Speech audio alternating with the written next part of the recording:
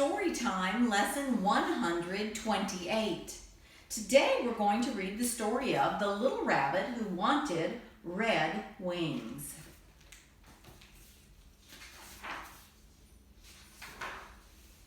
Once there was a little rabbit who did not like himself.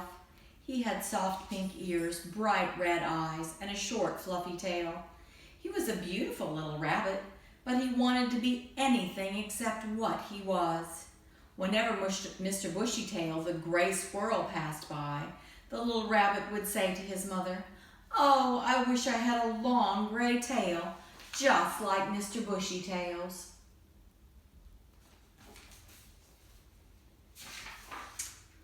And whenever Mr. Porcupine passed by, little rabbit would say to his mother, "Oh, I wish I had a back full of bristles, just like Mr. Porcupine." And whenever Miss Puddle Duck passed by with her 2 red rubbers, little rabbit would say to his mother, "Oh, I wish I had a pair of red rubbers just like Miss Puddle Duck." One day, Mr. Groundhog heard the little rabbit wishing.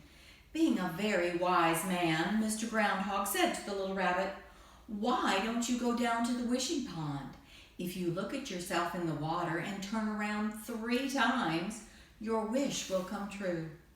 The little rabbit trotted off through the woods until he came to a pool of green water lying in a low tree stump. That was the wishing pond.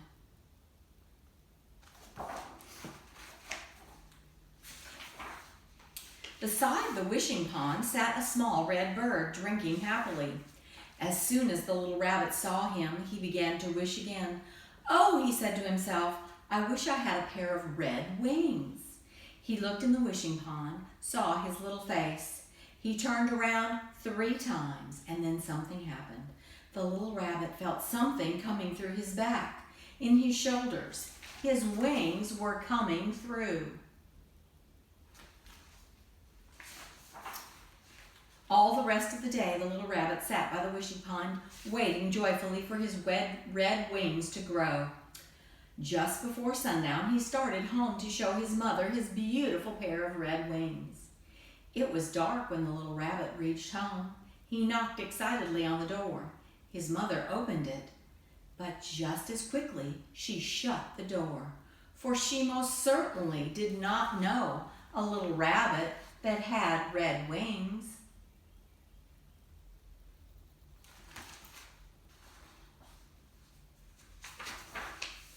Little Rabbit had no choice but to go looking for a place to spend the night.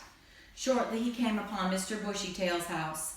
He knocked at the door and said, "Please, Mr. Bushytail, may I sleep at your house tonight?" But as soon as Mr. Bushytail saw the strange-looking rabbit, he slammed the door shut. The little rabbit went on until he came to Miss Puddle Duck's nest by the marsh. "Please, Miss Puddle Duck," he said, "may I sleep in your nest tonight?" Miss Puddle Duck poked her head out of the nest just a little ways. "No, no, no, no," she said. "Go away," for she too did not know such an odd-looking rabbit.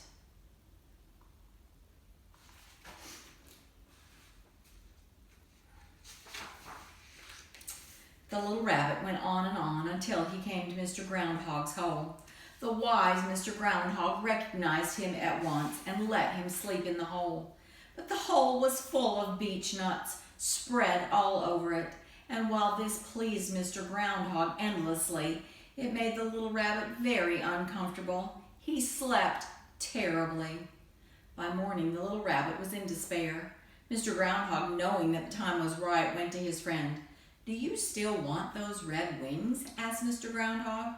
"Oh, no, I don't," said the little rabbit. "Well then," said Mr. Groundhog, "why don't you go back to the wishing pond and wish them off again?"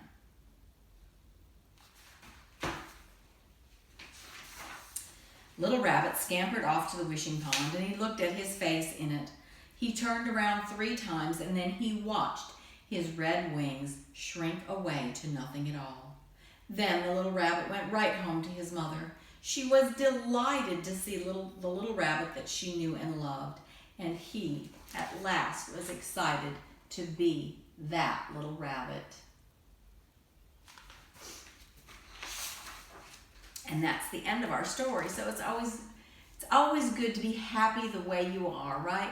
Don't wish to be different. Just be happy the way we are, just like the little rabbit found out.